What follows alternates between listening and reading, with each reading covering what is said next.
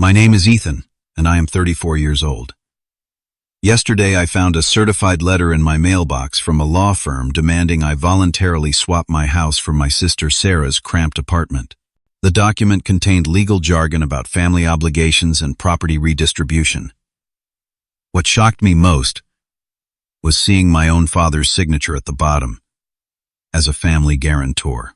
Their reason: apparently childless adults like me should sacrifice for those with kids. Before I share this crazy story, let me know where you're watching from, and hit the like button if you think families can sometimes ask for too much. I've been working as a software engineer for the past 12 years. After graduating college, I made a conscious decision to live frugally, while many of my friends were buying expensive cars and taking lavish vacations. I shared a small apartment with 2 roommates, brought lunch from home every day, and put aside nearly 40% of each paycheck into my savings account. My goal was clear from the beginning: own my own home before I turned 30. Those years were not easy.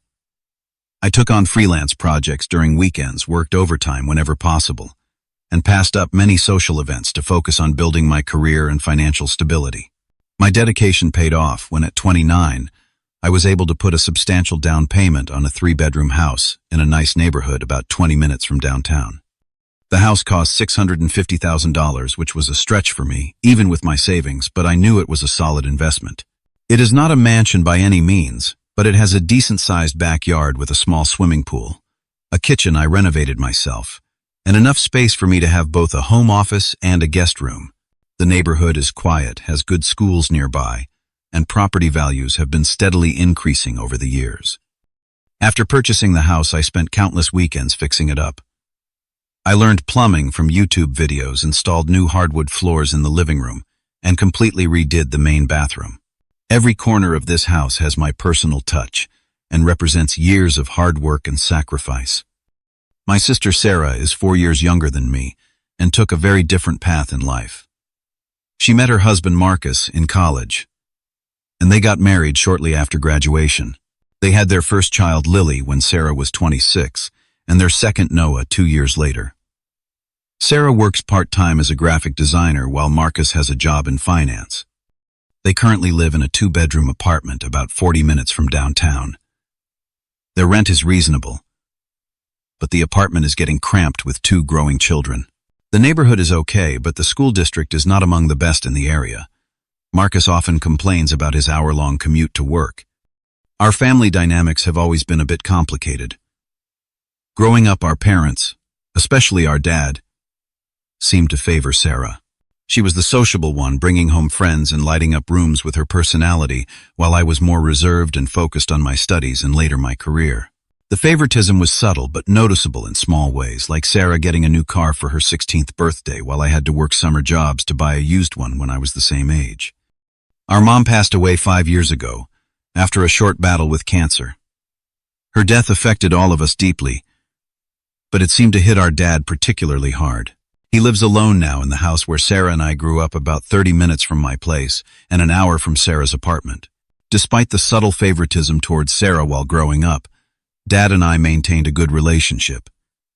He seemed proud of my career success and financial independence.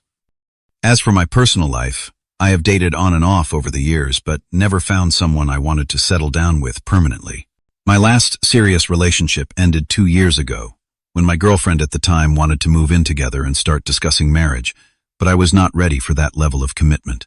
Some might see me as being too focused on my career, but I am actually quite content with my life. I enjoy my independence, the freedom to make decisions without consulting anyone else, and the ability to arrange my home exactly how I want it. My lifestyle is relatively quiet. I work from home 3 days a week and go into the office the other 2. I have a good group of friends I see regularly for game nights or hiking trips. I travel a couple times a year, usually to national parks or cities with interesting architecture, since I have always been fascinated by building design. My golden retriever Cooper keeps me company and gives me a reason to get outside for walks every day. I have always tried to be supportive of Sarah and her family. I babysit my niece and nephew, occasionally giving Sarah and Marcus a chance for date nights. Last Christmas, I helped them out financially when Marcus had unexpected medical bills from a skiing accident. I genuinely love my niece and nephew and enjoy spending time with them, though I prefer when they visit in small doses rather than extended stays that leave my house in disarray. Despite the subtle tension from our childhood, Sarah and I maintained what I thought was a decent adult-sibling relationship. We see each other at family gatherings, exchange birthday and Christmas gifts, and catch up on phone calls every few weeks. At least that is how things were until about 6 months ago when everything started to change. The first hint that something was off came during Lily's 4th birthday party. Sarah and Marcus had rented a small community center room for the celebration since their apartment could not accommodate all the guests. I arrived early to help set up and brought a dollhouse I had carefully selected for my niece, knowing she loved playing make-believe. As I was arranging chairs, Sarah walked over and casually mentioned, "This room is almost as big as your living room, right? It must be nice having so much space just for yourself." I laughed it off as a passing comment, but Marcus joined in. "Man, I cannot imagine having 3 bedrooms all to myself. What do you even do with all that space? One is my bedroom, one is my office, and one is for guests." I explained, not thinking much of it. "Plus Cooper needs his space too." Sarah rolled her eyes. "A whole room for a dog. Meanwhile, Lily and Noah share a bedroom the size of your master bathroom." The party continued, and I dismissed the comments as meaningless banter. But over the next few weeks, similar remarks kept coming. Sarah would call to chat and somehow steer every conversation toward my house. "Have you thought about downsizing? A single guy really does not need that much space," she said during one call. "There are some nice condos being built downtown. You could probably sell your place for a good profit." When I mentioned I was thinking about redoing my backyard landscaping, she immediately responded, "Why invest more money in a place that is already too big for you? The kids would love a backyard like yours to play in." During a family dinner at Dad's house, about a month after Lily's birthday, the topic came up again. We were eating dessert when Dad asked about my work. "Things are going well," I said. "I just got assigned to lead a new project, which means more responsibility, but also better pay." "That is great," Dad replied, "though you are already doing pretty well for yourself with that big house and all." Marcus jumped in. "Speaking of houses, you know what would be perfect. If Ethan and we could just swap places, our apartment would be the right size for a bachelor, and your house would be perfect for a family of 4. Everyone laughed, but there was an undercurrent of seriousness that made me uncomfortable. I changed the subject, but the seed had been planted. 2 weeks later, Marcus started complaining about his commute whenever I was around. "An hour each way is killing me, man. If we lived in your neighborhood, I would be 15 minutes from the office. Think of all the extra time I could spend with the kids instead of sitting in traffic." Sarah began bringing the children to my house more frequently, always commenting on how much they loved playing in the backyard or how wonderful it would be if they lived closer to their good old Uncle Ethan. She would point out how the neighborhood had excellent schools, conveniently leaving out that her children were not enrolled there because they lived in a different district. Lily would be starting kindergarten next year, she mentioned during one visit. "The elementary school near your house is one of the best in the city. The one near our apartment is, well, let us just say it leaves a lot to be desired." The hints gradually became more direct. During a barbecue at my house, Sarah took me aside and said, "Have you ever thought about the fact that your house is wasted on just one person? Our family is growing and struggling for space while you have rooms you barely use." When I pointed out that I used all my rooms regularly and had worked hard to afford my home, she looked hurt. "I thought family was supposed to help each other out. Mom would have wanted you to put family first." That comment stung, bringing our deceased mother into the conversation to make me feel guilty. I ended the discussion by walking away to check on the grill, but the tension lingered for the rest of the evening. A month before the lawyer's letter arrived, things escalated significantly. Sarah, Marcus, and the kids showed up at my house unannounced on a Saturday morning. I was still in my pajamas, coffee in hand, when the doorbell rang. "Surprise!" Sarah exclaimed when I opened the door. "We were in the neighborhood and thought we would stop by to say hello." They lived nowhere near my neighborhood, so this was clearly a planned visit. Before I could fully process what was happening, they had all come inside. Marcus immediately started walking around, opening doors and commenting on room sizes, while Sarah let the children run wild through the house.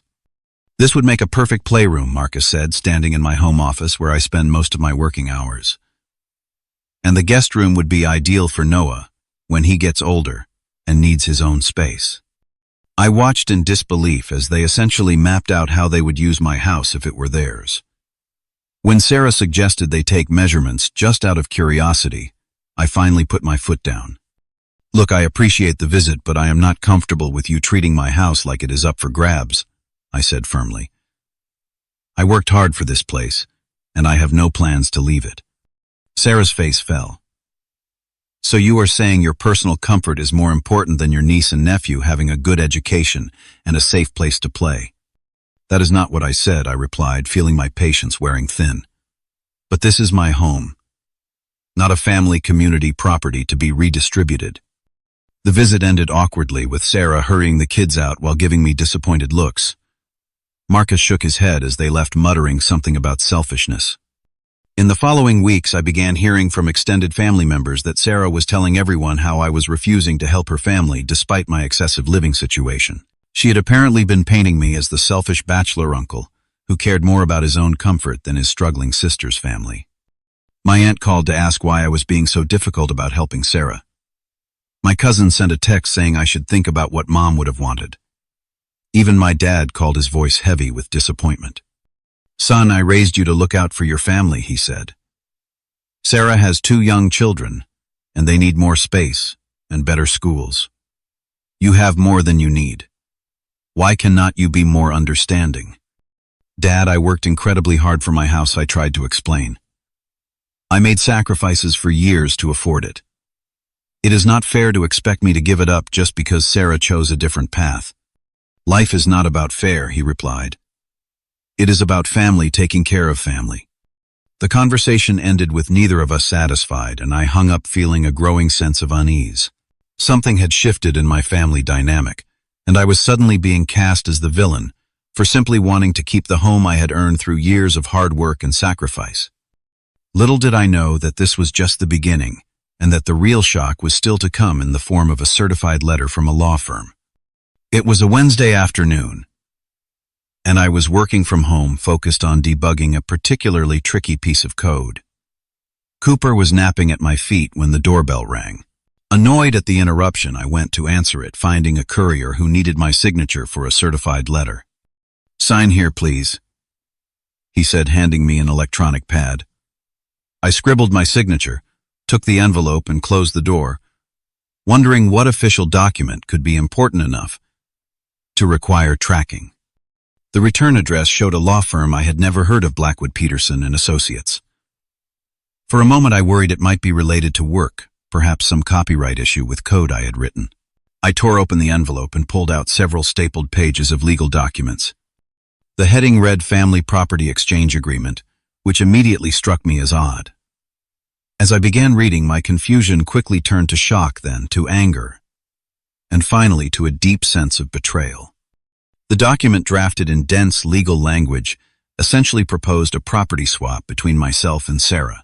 I was being asked to voluntarily transfer ownership of my house to Sarah and Marcus, while they would transfer their apartment lease to me. There were clauses about family obligation, appropriate distribution of resources, and consideration for the next generation. My hands were shaking by the time I reached the signature page. There in black ink was my father's signature under the title Family Guarantor. Beside it was Sarah's signature, while a blank line awaited mine. The document had been notarized and looked eerily official, though I knew enough to realize it had no actual legal binding power without my consent. Attached to the main document was an appendix comparing the properties. It acknowledged the difference in value between my $650,000 house and their apartment with no equity. The document proposed a family compensation adjustment where Sarah and Marcus would pay me $100,000 over 10 years, interest-free, to account for this difference. Simple math told me this amount was barely 1/5 of the actual value difference. Another section, titled Justification for Redistribution, contained bullet points that made my blood boil. Whereas Ethan Wilson is a single adult with no dependents and minimal space requirements. Whereas Sarah and Marcus Wilson have 2 minor children requiring adequate space for growth, play, and education. Whereas the Wilson family tradition prioritizes the well-being of children and future generations. Whereas childless adults have a family obligation to support and prioritize those continuing the family lineage. I sat down heavily on my couch, the papers clutched in my hand, trying to process what I was reading. It was so absurd it would have been laughable if it were not so hurtful. My own family had actually hired a lawyer to draft a document demanding I give up my home because I did not have children. After the initial shock wore off slightly, I picked up my phone and called my father. He answered on the fourth ring, his voice cautious. "Hello, Ethan. How are you doing?" "Dad, I just received a letter from a lawyer about swapping houses with Sarah. Your signature is on it. What is going on?" I tried to keep my voice steady, but anger and hurt were seeping through. There was a long pause before he responded. "Sarah thought it would be best to formalize the arrangement. It makes the most sense for everyone, son." "Arrangement? There is no arrangement. I never agreed to give up my house." I was nearly shouting now. "Now calm down," he said in that tone he used when I was a child having a tantrum. "Nobody is forcing you to do anything. This is just a way to make the transition smoother. Sarah has 2 children who need space and good schools. Your house is sitting mostly empty. It is the logical solution." "Logical to whom?" I demanded. "I worked 12 years to afford this house. I renovated it myself. This is my home, Dad." "You can make any apartment your home," he replied dismissively. "Sarah cannot just move her family anywhere. They have specific needs. So do I. And one of those needs is not being pressured to give up my property by my own family." I took a deep breath, trying to regain my composure. "Why would you sign something like this? How could you side against me this way?" "I am not siding against anyone," he said defensively. "I am looking out for the entire family. Sometimes individuals need to make sacrifices for the greater good. Your mother would have expected that from you." The mention of my mother again felt like a low blow. "Do not bring Mom into this," I said quietly. She would never have supported this kind of manipulation. The conversation deteriorated from there, with neither of us willing to back down. By the time we hung up, I felt even worse than before. My own father had essentially endorsed the idea that my life and home were less valuable because I did not have children. Next, I called Sarah, anger now fully replacing shock. She answered cheerfully, as if she had not just sent a lawyer after me. "Hey there, did you get our proposal?" she asked, her tone bizarrely upbeat. "Proposal? You mean the legal document demanding I give you my house?" "Yes, I got it." I could not keep the bitterness from my voice. "Oh, do not be so dramatic," Sarah replied. "It is not a demand, just a formal suggestion. Marcus thought having it in writing would make everything clearer." "Clearer? Sarah, you sent a lawyer after me. You had Dad sign it. What were you thinking?" "We were thinking about what is best for the family," she said, her voice hardening. "Lily and Noah deserve to grow up in a good neighborhood with a yard. You do not need all that space. It is selfish to keep it just for yourself and your dog when there are children in the family who could benefit from it. Selfish I worked and saved for years to afford this house." I was practically shouting now. "You chose to have children before you could afford the lifestyle you wanted for them. That is not my responsibility to fix. Family is supposed to help family," she insisted. "You are choosing property over your own niece and nephew's well-being. What kind of uncle does that make you?" The conversation spiraled further downward from there. Sarah accused me of being materialistic, selfish, and uncaring about family. When I pointed out that the compensation they were offering was a fraction of the actual value difference, she said I was putting a price tag on family love. When I asked why they could not simply save for a down payment on a better place like I had done, she claimed I was being unreasonable because the children are growing up now, not in 5 years. By the time I hung up, I was seething with anger and hurt. My sister, who I had always supported emotionally and sometimes financially, was trying to guilt and manipulate me into giving up my home, and my father was backing her play. That night, I barely slept. I tossed and turned, replaying conversations in my head and wondering how my family could treat me this way. The document kept running through my mind, particularly the line about childless adults having a family obligation to support and prioritize those continuing the family lineage. Was that really how they saw me? Just a resource to be tapped because my life choices were somehow less valuable than Sarah's. By morning, I knew this situation required more than just angry phone calls. I needed to address this head-on with professional support of my own. I called my friend Derek, who happened to be a real estate attorney, and asked if he could meet me for lunch. This family pressure tactic needed to be shut down quickly and decisively before it escalated further. Little did I know it was already too late to prevent escalation. The lawyer's letter was just the beginning of what would become a full-blown family crisis that would test relationships and force everyone to examine their true priorities and values. 3 days after receiving the letter, I found myself sitting in my father's living room for what had been billed as a family discussion to resolve property matters. Derek, my attorney friend, sat beside me, looking professionally composed in his navy suit despite the unusual circumstances. Across from us were Sarah Marcus, my father, and a balding man in his 50s who was introduced as Alan Blackwood, the lawyer who had drafted the infamous document. The atmosphere was tense from the moment I arrived. Sarah barely made eye contact while Marcus sat with arms crossed, his posture defensive. My father looked uncomfortable, shifting in his seat and fiddling with his wedding ring, a nervous habit he had developed after my mother passed away. "Thank you all for coming." Blackwood began placing his leather portfolio on the coffee table. "I believe we can reach an amicable resolution that serves the best interests of the entire Wilson family." Before we start, Derek interjected smoothly. "I would like to clarify that the document sent to my client has no legal standing whatsoever. You cannot force someone to exchange property against their will, regardless of family relationships." Blackwood gave a practiced smile. "Of course not. This is merely a formal framework for what we hope will be a voluntary arrangement based on family care and consideration." "Let us cut to the chase," I said, trying to keep my voice steady. "Why was this document created in the first place, and Dad, why did you sign it?" My father cleared his throat. "Son, we have discussed this before. Sarah and Marcus need more space for their growing family. Their current location does not have good schools. Your house is in an excellent district and has plenty of room for children to play and grow." "And what about my needs?" I asked. "I have built my life around that home. I work from there 3 days a week. I have spent thousands of hours and dollars making it exactly what I want." Sarah finally spoke up, her voice carrying a rehearsed quality. "The needs of children should come before the preferences of adults. Lily and Noah deserve the best start in life we can give them. A proper home in a good neighborhood is fundamental to their development. And I deserve to keep the home I worked 12 years to afford," I countered. "Your children are important, but that does not entitle you to my property." Marcus leaned forward, his expression intense. "Look, Ethan. We are not asking for charity here. We are offering compensation.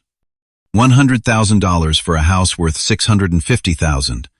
That is not compensation. It is highway robbery," Derek pointed out. "The monetary value is only part of the equation," Blackwood interjected smoothly. "We are talking about family support, which goes beyond mere dollars and cents." My father nodded in agreement. "When I was raising you kids, I would have given anything to provide you with better opportunities. That is what family does.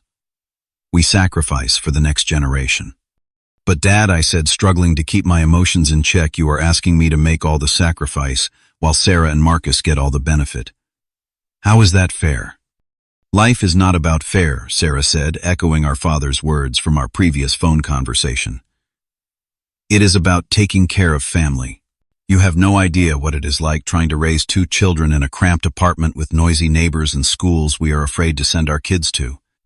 "That is your situation to solve, not mine," I replied. "I sympathize, but that does not mean I should give up my home." Marcus made a dismissive gesture. "What do you even need all that space for? You are one guy with a dog. Our family is 4 people trying to build a future." "The number of people is irrelevant," Derek interjected. "Property rights do not diminish based on family size." Sarah's eyes welled with tears, a response I had seen many times when she did not get her way. "I never thought my own brother would be so cold." We are talking about your niece and nephew's future. Do you not care about them at all? That is not fair, I said firmly. I love Lily and Noah, but loving them does not mean I have to give you my house. You have never known what it means to really sacrifice for family. Sarah continued, her voice breaking. While you were building your perfect little life, I have been raising the next generation of our family. That counts for something. Marcus nodded vigorously. We are continuing the family line. We are carrying on the Wilson name. That should count for something in terms of family resources. I could not believe what I was hearing. So because I do not have children, my property rights are somehow diminished. My life choices are less valuable. No one is saying that my father interjected, though his tone lacked conviction. That is exactly what you are saying, I replied. This document specifically states that childless adults have a family obligation to support and prioritize those continuing the family lineage. You are literally ranking family members based on their reproductive choices. Blackwood attempted to redirect the conversation. Perhaps we could discuss a more generous compensation package, or a different timeline for the transition. There will be no transition, Derek stated firmly. My client has no intention of giving up his property. Sarah stood up suddenly, tears now flowing freely. I cannot believe how selfish you have become, Ethan. Mom would be ashamed of you right now. That comment hit me like a physical blow. Do not bring Mom into this. She would never have supported this kind of manipulation. She always taught us to put family first, Sarah insisted. And what about me? Am I not family too? I asked, my voice rising, despite my attempts to stay calm. Or do I only count when I am giving you something you want? My father stood up then, his expression pained. That is enough. This is getting us nowhere. I turned to him, feeling the full weight of his betrayal. Dad, I need to understand why you signed this. Do you really believe I should give up my home just because Sarah has children and I do not? He looked uncomfortable, glancing between Sarah and me. I thought it was the best solution for everyone. Sarah and the kids need more space and better schools. You could be comfortable anywhere. So my comfort, my home, my years of work and sacrifice, none of that matters, I asked quietly. Of course it matters, he replied, not meeting my eyes. But sometimes we have to look at the bigger picture. The bigger picture here, Derek interjected, is that you are asking one adult child to substantially disadvantage himself financially and uproot his entire life to benefit another adult child who made different life choices. That is not family support, it is exploitation. Marcus stood up abruptly. We are not exploiting anyone. We are trying to create the best environment for our children, which should be a family priority. By taking my house, I added. By redistributing family resources where they are most needed. Sarah corrected, her tone condescending. I shook my head in disbelief. My house is not a family resource. It is my personal property that I worked and saved for years to afford. While you were saving for your precious house I was giving birth to and raising the next generation of our family, Sarah shot back. That is work too. Work that benefits the family legacy. So I am supposed to be penalized for not having children? I asked incredulously. Not penalized, Blackwood interjected smoothly, simply acknowledging different contributions and needs within the family structure. The meeting continued to deteriorate from there. Sarah cried more. Marcus made increasingly entitled statements about deserving my house, and my father sat looking torn and uncomfortable. Derek systematically dismantled the legal and ethical arguments presented by Blackwood, who eventually admitted the document was more of a conversation starter than an enforceable agreement. After nearly 2 hours of circular arguments and emotional manipulation, I had reached my limit. I stood up, signaling to Derek that I was done. This discussion is over, I said firmly. I will not be giving up my house. Not now. Not ever. I suggest you start looking for a property you can actually afford rather than trying to take mine. You are choosing a building over your family, Sarah said, her voice bitter.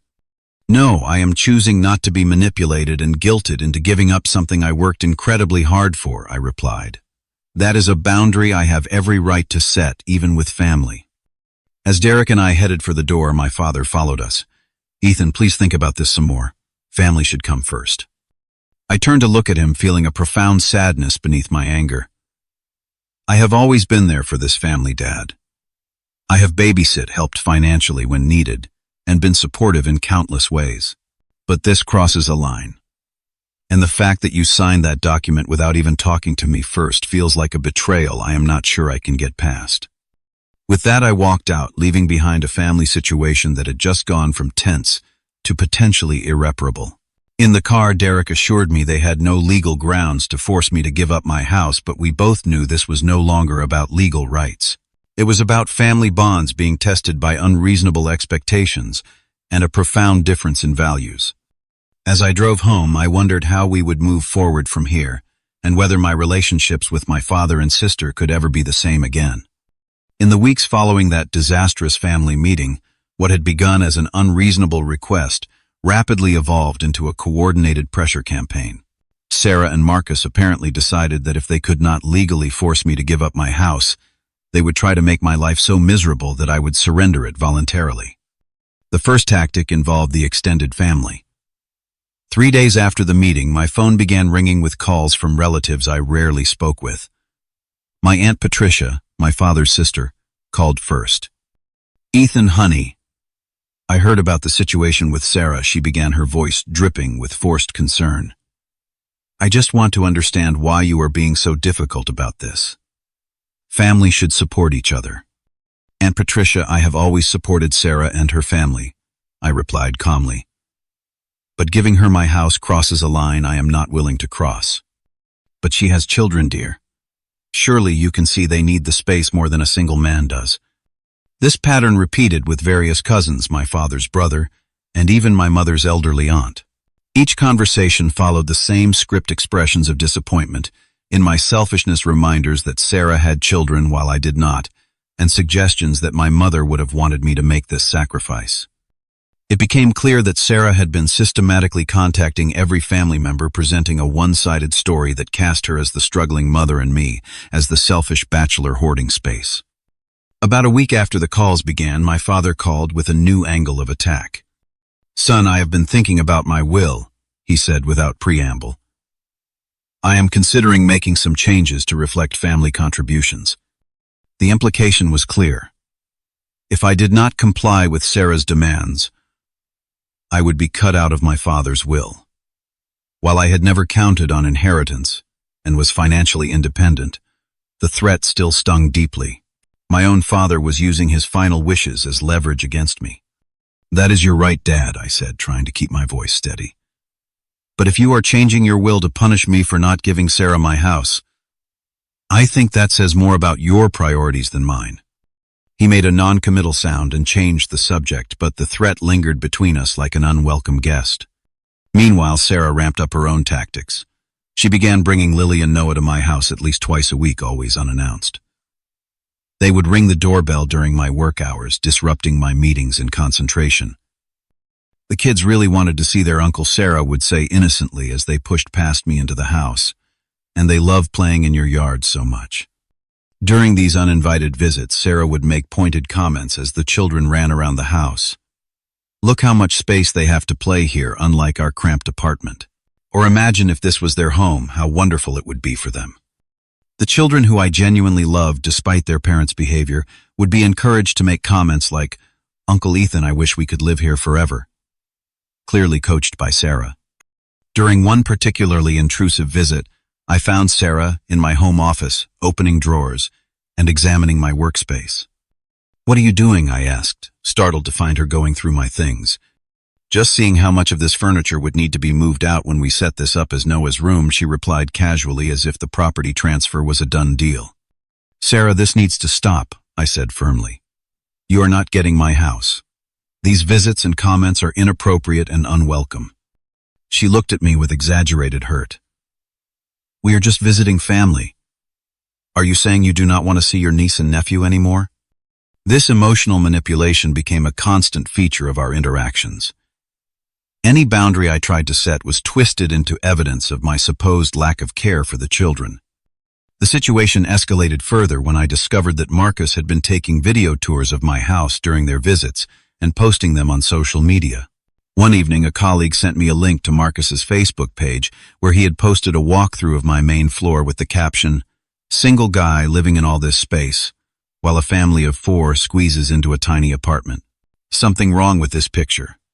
The post had dozens of sympathetic comments from their friends, many criticizing me without even knowing my name. Marcus had carefully framed the narrative to make it seem like I was some wealthy bachelor living in luxury while cruelly denying his struggling family. I immediately called Marcus and demanded he take down the video, which he eventually did, but not before it had been shared numerous times. The damage to my reputation among their social circle was already done. Soon after, I began receiving messages from people I did not know, friends of Sarah and Marcus, all with the same theme: I should do the right thing and give my house to a family who needed it more. Some messages were polite. Others were accusatory. And a few were downright hostile, calling me selfish and worse. As if the social pressure was not enough, I began noticing an unfamiliar car parked across from my house on several occasions. The same silver sedan would appear in the morning and remain there for hours. When I approached it once, the driver, a young man in a suit, quickly drove away. I later learned from Derek that this was likely a private investigator hired by Blackwood to monitor my comings and goings, presumably looking for leverage or waiting for an opportunity to serve more legal documents. My father, who had always been a mediating presence in family disputes, now refused to speak to me unless I was willing to reconsider the house situation. Our weekly Sunday calls, a tradition since I had moved out for college, abruptly stopped. When I called him, he would answer briefly, and then find an excuse to hang up. At family gatherings, he would speak to me only in passing, his disappointment evident in his curt responses and inability to meet my eyes. The campaign reached its most invasive point about 6 weeks after the initial lawyer's letter. I had to travel to Chicago for a 3-day work conference. I had arranged for a neighbor to feed Cooper and let him out while I was gone, but otherwise my house would be empty.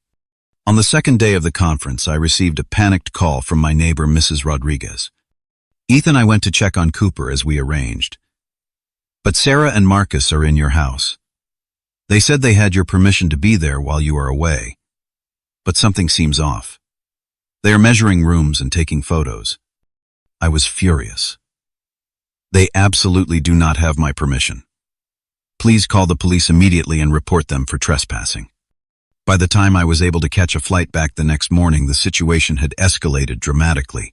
The police had indeed been called, and Sarah and Marcus had been found with a contractor they had brought to evaluate what renovations would be needed to make the house suitable for their family.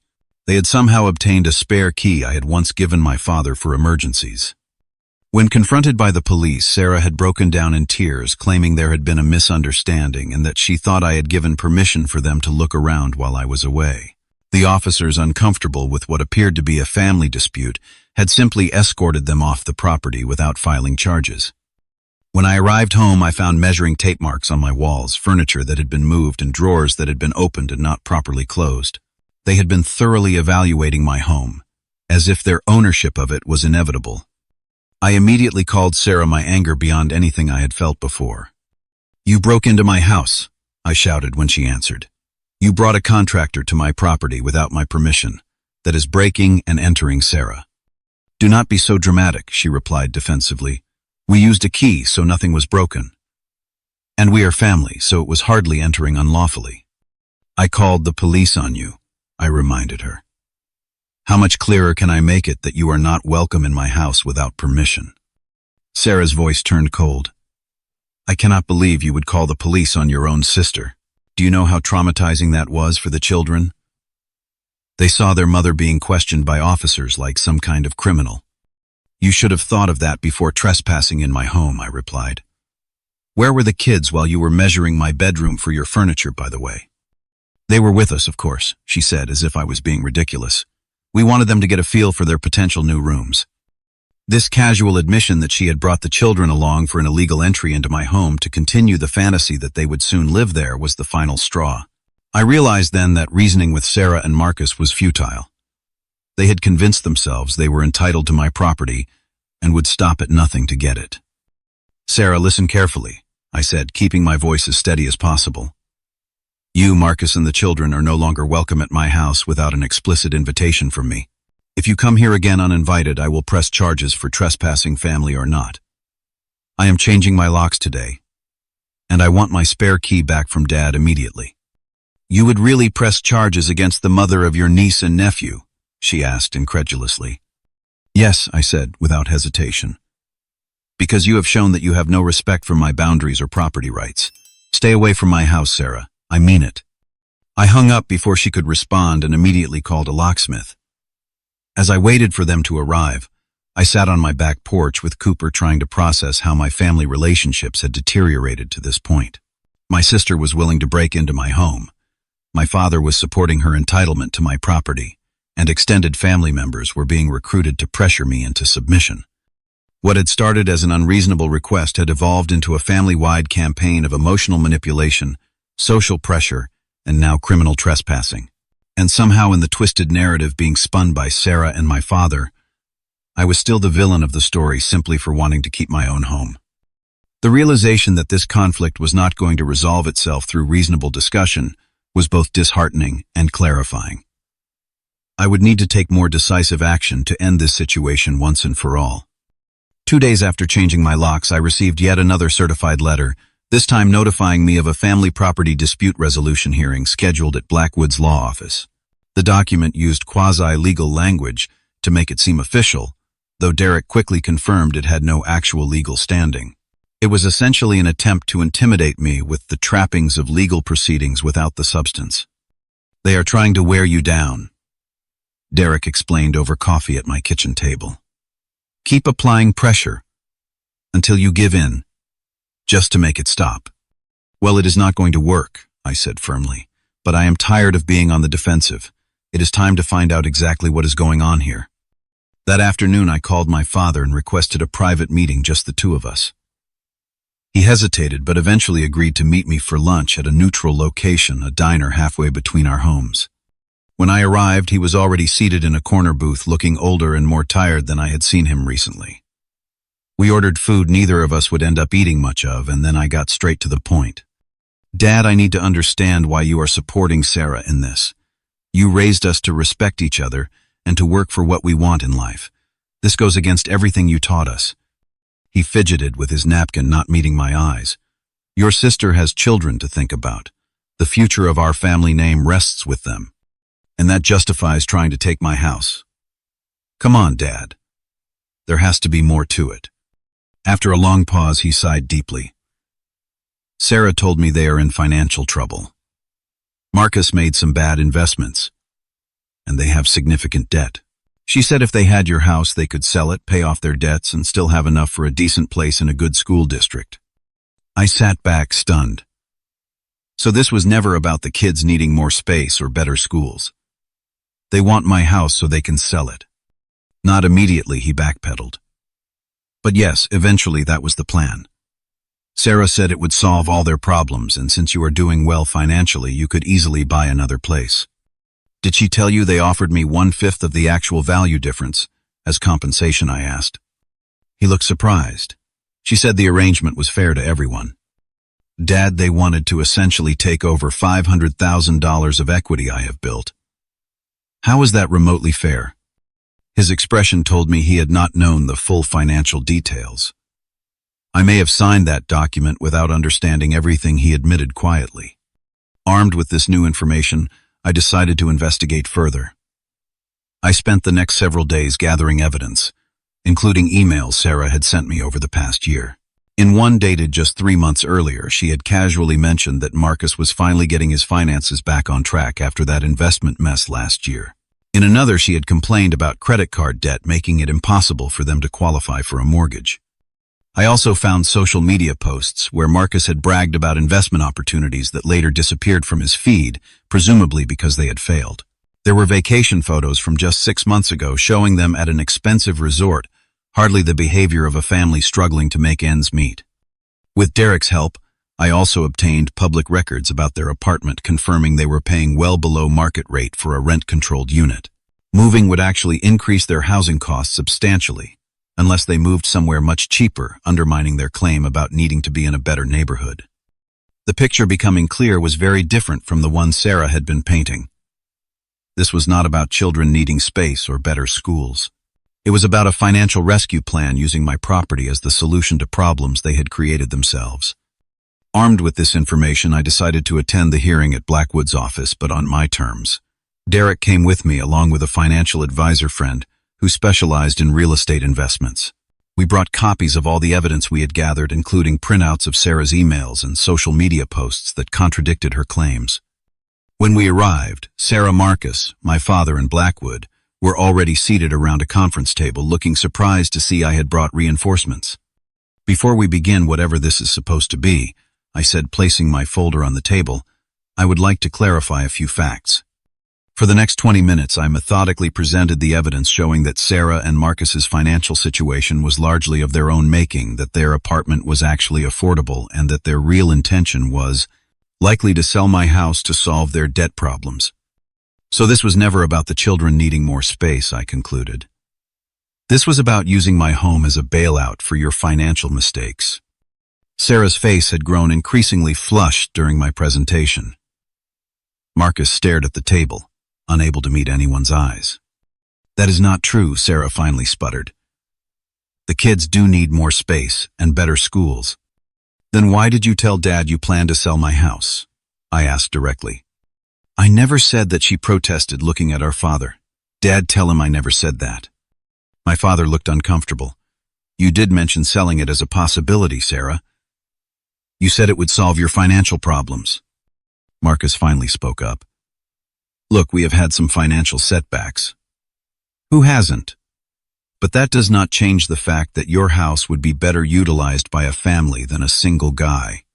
My financial advisor has prepared some options that could help you purchase a suitable home without taking mine," I said, nodding to my friend who distributed some papers. "There are several good properties in excellent school districts that would be within your price range if you follow a debt reduction plan for 12 months. Sarah barely glanced at the papers before pushing them away. "We do not want your financial advice.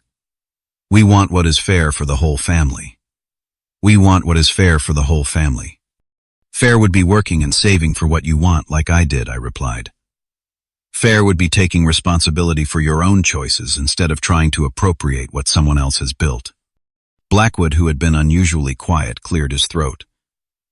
"In light of this new information, I believe it would be best to reconsider our approach to this family matter." "You mean now that you know they lied about their situation and intentions?" Derek asked pointedly. "I would not characterize it as lying," Blackwood said diplomatically. "Perhaps there was a miscommunication about the long-term plans for the property." "There was no miscommunication," I said firmly. "There was a deliberate attempt to manipulate me, my father, and now you, Mr. Blackwood, to pressure me into giving up my home under false pretenses." Sarah suddenly burst into tears, a tactic I had seen countless times growing up when she was cornered. "You are ruining everything. We just wanted a better life for our children. Is that so wrong?" "Wanting a better life for your children is admirable," I replied calmly. "Using manipulation and lies to take something that belongs to someone else is not." Marcus stood up abruptly. "This is ridiculous. You have always had everything handed to you, Ethan. Some of us have had to struggle." I could not help but laugh at the absurdity of that statement. "Handed to me? I worked 60-hour weeks for years. I saved while you were taking luxury vacations. I lived with roommates until I could afford my own place while you jumped straight into a lifestyle you could not sustain." My father, who had been watching this exchange with growing discomfort, finally spoke up. "I think there has been enough blame to go around. The question is, where do we go from here?" "That is simple," I said. Sarah and Marcus dropped this ridiculous campaign to take my house. They focus on improving their own financial situation, using the resources and advice I have offered to provide. And we all agree that family relationships should be based on mutual respect, not entitlement. Sarah looked at our father pleadingly. "Dad, are you going to let him dictate terms like this? After everything we have discussed?" My father looked tired and suddenly much older. "Sarah, I think Ethan is right. I let you convince me that this plan was fair and necessary, but I can see now that it was neither. I should never have signed that document or supported this approach. The look of betrayal on Sarah's face was quickly replaced by anger. So you are taking his side now? After everything? I am not taking sides, he replied wearily. I am acknowledging that I made a mistake in judgment. Blackwood, sensing the meeting was not going to produce the outcome Sarah and Marcus had hoped for, began gathering his papers. Perhaps we should reconvene when emotions have cooled. There will be no reconvening, I said firmly. This ends today. My house is not available for discussion, negotiation, or redistribution. Period. Sarah stood up, tears streaming down her face.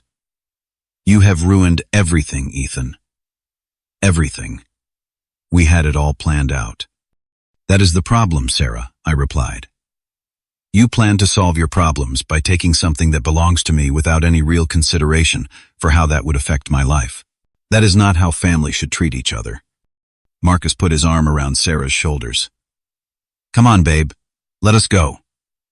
Your brother has made his position clear. As they headed for the door, Sarah turned back. This is not over, Ethan. Family is supposed to help family. I am willing to help, I called after her. Just not by giving you my house. After they left, Blackwood excused himself, leaving me alone with my father. The silence between us was heavy with unspoken emotions. I am sorry, son, he finally said. I should have talked to you before signing anything. I let Sarah convince me this was the right thing for the family. Why, Dad? Why would you think taking from one child to give to another was ever going to be right? He shook his head slowly. After your mother died, I have been terrified of the family falling apart. Sarah played on that fear, saying this would secure the future for her children, for our family legacy. I was wrong to listen without questioning. It was the closest thing to an apology I was likely to get, and despite everything I felt a wave of relief that my father was finally seeing the situation clearly. We have a lot to work through, I told him, but at least now we can do it honestly. As we left the office together, I felt the weight of weeks of tension beginning to lift. The confrontation had been painful but necessary, bringing to light the true motivations behind what had initially seemed like a simple, if unreasonable, request. The road to repairing these family relationships would be long, but at least now we were starting from a place of truth rather than manipulation. In the aftermath of the confrontation at Blackwood's office, our family entered a period of uneasy silence. Sarah stopped speaking to me entirely, and Marcus limited his communication to terse texts about the children. I made the difficult decision to step back from Sarah and her family, temporarily needing space to process the betrayal and manipulation I had experienced. 2 weeks after the meeting, I invited my father over for dinner, something we had not done since before the lawyer's letter arrived. He accepted cautiously, and when he arrived, I could see the strain of the situation etched in the new lines on his face. We sat on my back patio, Cooper lounging at our feet, the evening air warm and fragrant with the jasmine I had planted along the fence the previous spring. For a while, we talked about neutral topics: baseball, his garden, a new restaurant in town. Eventually, though, we had to address the elephant in the room. I want to understand what happened, Dad, I said gently. How did we get to the point where you thought it was okay to sign a document demanding I give up my home?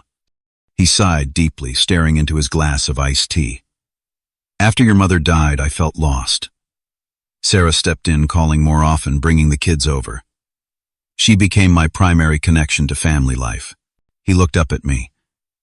That is not your fault. You called regularly and visited when you could. But Sarah was more present. She had an agenda, I pointed out. Yes, I see that now, he admitted. But at the time, it felt like she was the one keeping the family together.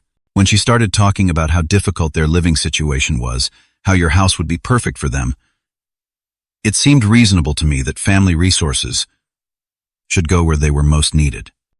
But my house is not a family resource, Dad. It is my personal property that I worked and saved for. I know that, he said, his voice heavy with regret. I got caught up in Sarah's vision of what family should be, where the needs of those with children automatically outweigh everyone else's. I forgot that you have needs and rights too, regardless of your parental status. We talked for hours that night, delving into family dynamics that had been simmering for decades. He admitted that he had always found it easier to connect with Sarah, who was emotionally expressive and demanded attention, while my more reserved nature had sometimes made him feel I did not need him as much. I think I compensated by giving her more, he confessed. More attention, more resources, more support. It was not fair to you. And I see now how that pattern continued into adulthood. It was a painful conversation, but also healing. For perhaps the first time, my father was seeing me clearly as an individual, with my own valid life choices, not just as the self-sufficient son who did not need as much as his sister. Before he left that night, he promised to speak with Sarah about getting professional financial advice. She needs to solve her problems the right way, not by taking from you, he said.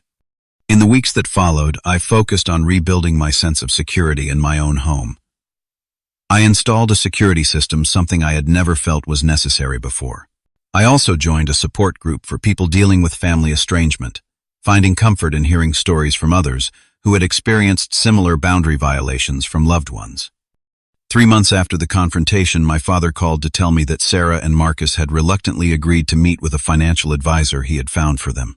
The advisor had helped them create a debt reduction plan and a realistic saving strategy for a future home purchase. They had also started looking at houses in good school districts that were within their actual budget, not their fantasy budget, that included my house equity. They are not happy about it, my father told me. But they are doing it. I think they finally understand that the other option is not going to happen. Slowly, tentatively, our family began to heal. My father made a conscious effort to treat his adult children equally, no longer automatically taking Sarah's side in disagreements. He also revised his will, setting up trusts for Lily and Noah's education, but ensuring his assets would be divided equitably between Sarah and me. 6 months after the lawyer's letter had arrived, Sarah reached out with a text message that simply read, "Can we talk?" We met at a coffee shop, neutral territory for both of us. She looked different somehow, less entitled, more grounded in reality. The conversation was awkward at first. Neither of us sure how to bridge the chasm that had formed between us. "We found a house," she said eventually. "It is smaller than yours, but it is in a good school district. We qualified for a mortgage after following the debt reduction plan." "That is great, Sarah. I am happy for you all." She fidgeted with her coffee cup. "I owe you an apology. What we did was wrong. I convinced myself it was justified because of the kids, but it was really about wanting an easy solution to problems we had created ourselves." The apology was not perfect, but it was sincere, and I could see it cost her pride to make it. "Thank you for saying that," I replied. "It means a lot. I also want to apologize for bringing Mom into it," she added. "Saying she would have wanted you to give us your house was manipulative and probably not even true. Mom always respected how hard you worked for everything you had." That acknowledgement brought tears to my eyes that I quickly blinked away. Our mother had indeed always been proud of my work ethic and independence. We talked for over 2 hours that day, beginning the slow process of rebuilding trust. I did not expect things to return to normal overnight, and they did not. But we established a new foundation based on mutual respect rather than expectation and entitlement. Over the following year, our family relationships continued to evolve. Sarah and Marcus moved into their new home, which they had purchased themselves through hard work and financial discipline. My father became a more balanced presence in all our lives, no longer playing favorites or enabling unhealthy dynamics. I maintained appropriate boundaries while still being present as an uncle to Lily and Noah, who thankfully had been shielded from much of the adult conflict. The experience taught me valuable lessons about family boundaries and the unexpected entitlement that can emerge from even loving relationships. I learned that it is possible to care deeply for your family while still protecting yourself from exploitation. I discovered that sometimes the most caring thing you can do for someone is not to give them what they want, but to help them find a healthier way to meet their needs. Most importantly, I learned that true family support is not about unquestioning sacrifice or allowing yourself to be taken advantage of. It is about helping each other grow, respecting each other's autonomy, and celebrating each person's unique path rather than imposing a one-size-fits-all definition of what family should look like. Now, when I sit in my backyard watching Cooper chase butterflies across the lawn, I no longer feel anxiety about who might be plotting to take it away. Instead, I feel gratitude for this space I created through years of hard work and for the hard-won wisdom about family relationships that came from defending it. The experience was painful, but it forced all of us to confront unhealthy patterns that might otherwise have continued indefinitely. In the end, Sarah and Marcus found their own path to the home they wanted. My father gained insight into his role in our family dynamics, and I learned to stand firm in my boundaries while keeping my heart open to reconciliation. Sometimes the greatest act of love is not giving people what they demand, but helping them discover their own strength and capability. And sometimes the family we rebuild after conflict is stronger than the one we had before, because it is based on truth, respect, and genuine care, rather than obligation, guilt, and entitlement. Have you ever had to set difficult boundaries with family members who felt entitled to your time, resources, or property? I would love to hear your experiences in the comments below. If this story resonated with you, please give it a like and subscribe to hear more real-life stories about navigating complex family dynamics. And if you know someone who might be struggling with similar family pressure, share this video to let them know they are not alone. Thank you for listening, and remember that healthy family relationships require both love and boundaries to truly thrive.